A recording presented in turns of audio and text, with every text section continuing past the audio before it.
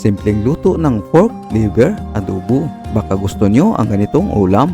Tara, magluto na tayo. Umpisahan natin dito sa luya. Hiniwa ko lang ng ganito. Ang sibuyas ay hiniwa ko lang ng pa-slice. Itong bawang, i-mince lang natin. Gumamit rin tayo ng sibuyas dahon. Ito namang red chili ang magpapaanghang sa ating recipe. Ang sunod natin gawin, magpainit ng kunting mantika dito sa kawali. Unahin natin igisa ang hiniwang luya. Igisa lang natin ito ng ilang segundo at ilagay ang hiniwang bawang. Magpatuloy rin tayo sa pag-isa hanggang maging aromatic ang mga ito.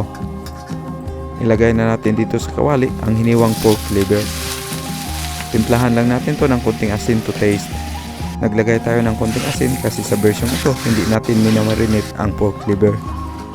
Haluin lang natin ang mga ito at hayaang maluto ng 5 minutes bago timplahan ng tuyo. Lagyan rin natin to ng vinegar. Dito na natin ilagay ang mga hiniwang sibuyas.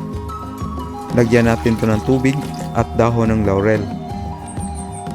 Takpan lang natin to at pakuluan ng mga 2 minuto lang para kasi hindi kumunat ang mga pork liver. Hinalo lang natin to saglit at lagyan ng calamansi juice.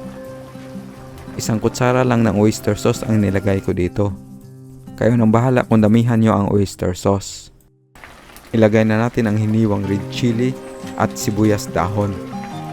Haluin lang natin ang mga ito at ipagpatuloy ang pagluto saglit. At huwag kalimutan tikman bago ito iserve. Luto na ang ating lutong bahay recipe. Pwede na ito hanguin at ilipat sa serving dish. By the way, kung bago ka lang sa ating channel, mag-subscribe ka lang dito sa ating channel at pakipindot sa notification bell para lagi po kayong updated sa aming mga bagong upload na videos.